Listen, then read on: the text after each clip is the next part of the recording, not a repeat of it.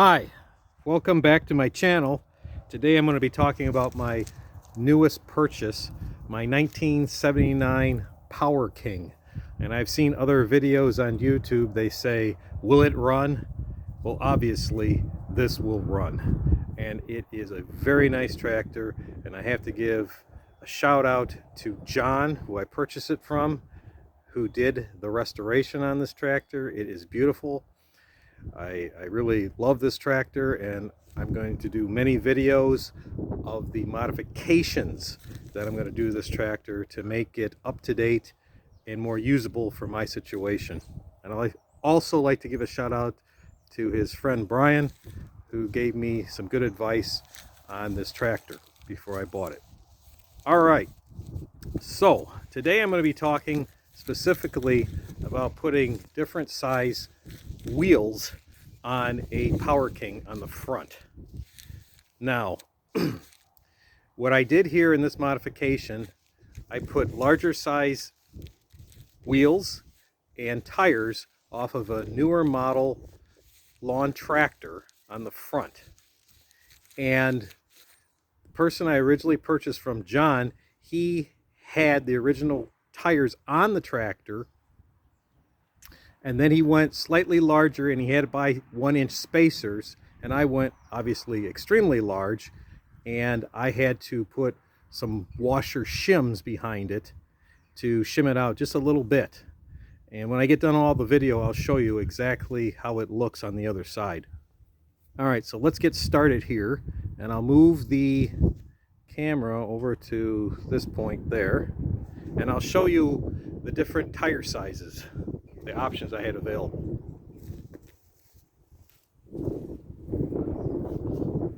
I'm going to put on my gloves because it's a little chilly.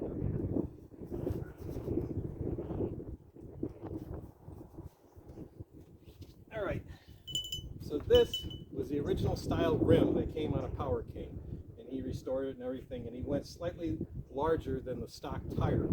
This tire that he has on there, and I don't know what the stock size was, but this one here is a 4x12, okay? And it looks like a tractor tire. He was going for the original look. And as you can see, they're about the same height, pretty close, but obviously this one's much narrower, okay? So I'll put this one aside, and I'll show you this option I had. This tire here is a 22 9.5 by 12, okay? And you can see, well, the same width, and this is just slightly higher. But the thing was, I didn't have two of these, I only had one of these, all right?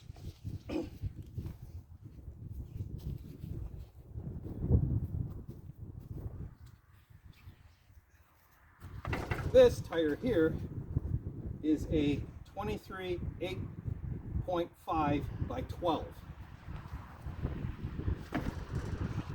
You can see a little bit taller, but it's not as wide. And this is an older tire, so that's probably why it's a little bit taller. And this was all cracked, that's why I didn't want to use this one. So I wanted to see the largest size tire that I could put on this tractor without any rubbing.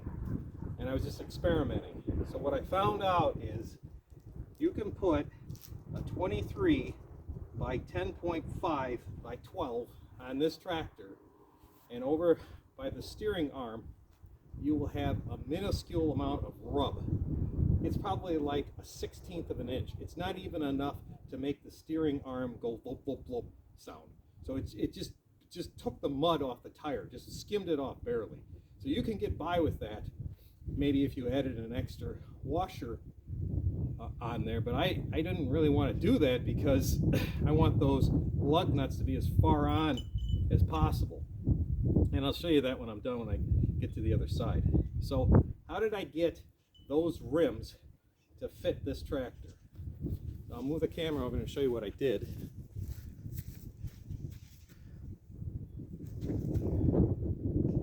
All right. Right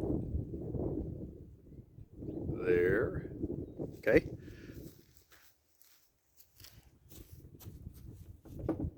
All right, these are the rims that you'll find on newer lawn tractors. I believe this is a 7-inch rim. Yeah, it's a 7-inch rim. So these bolts are smaller than what's on that tractor right over there, and you're going to have to drill out these bolt holes.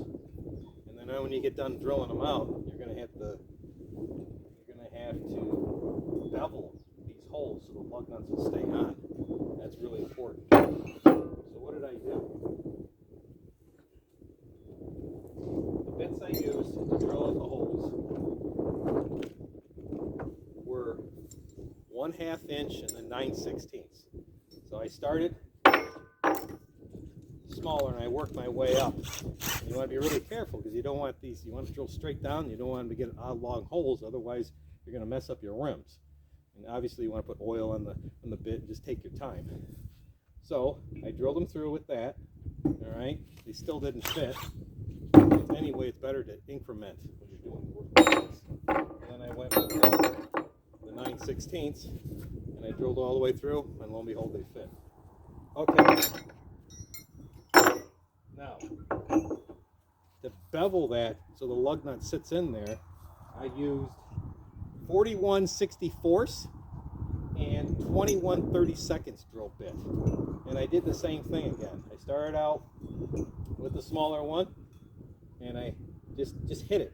All I did was count to 5 seconds. 1, 2, 3, 4, 5.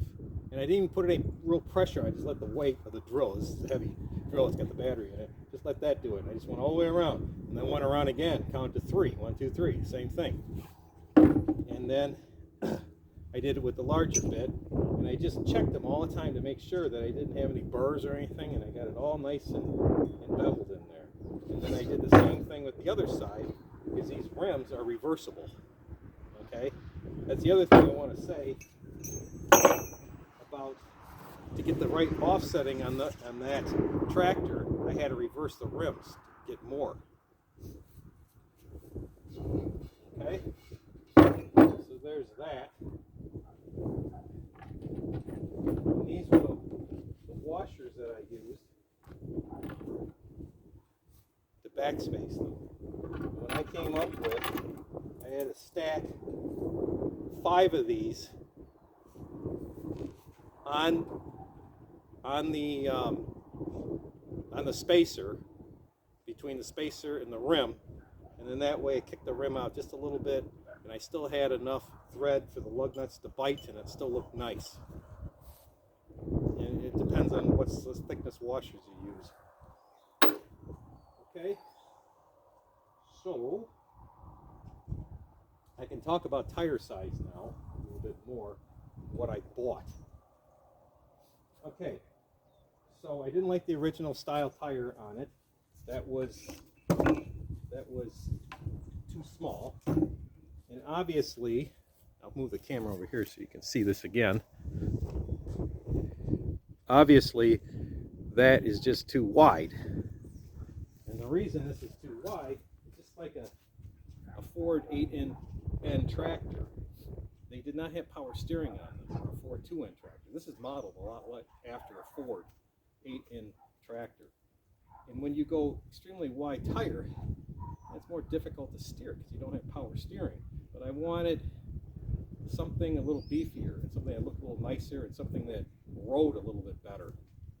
So what I decided on going with is the 23 8.50 by 12.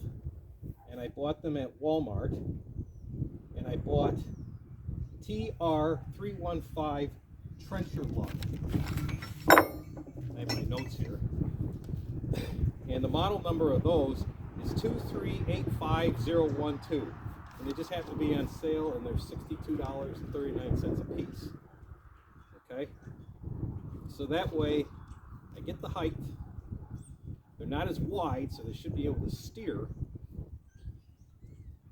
and they have that V tread in them. Now, option 2, which would have been better, I found on eBay. They are 22 7x12s, and they had a little bit more aggressive tread on them. It probably would have looked more like a mud mower, but anyway, they're made by Sun F, and they're all-terrain ATs, and the model number is A033. So if I had to do it all over again, I'd probably buy those. I think they would look a little better, but nonetheless, they're about the same price. Okay, so now I'll take the camera off the tripod and I'll walk around and I'll explain how it all looks.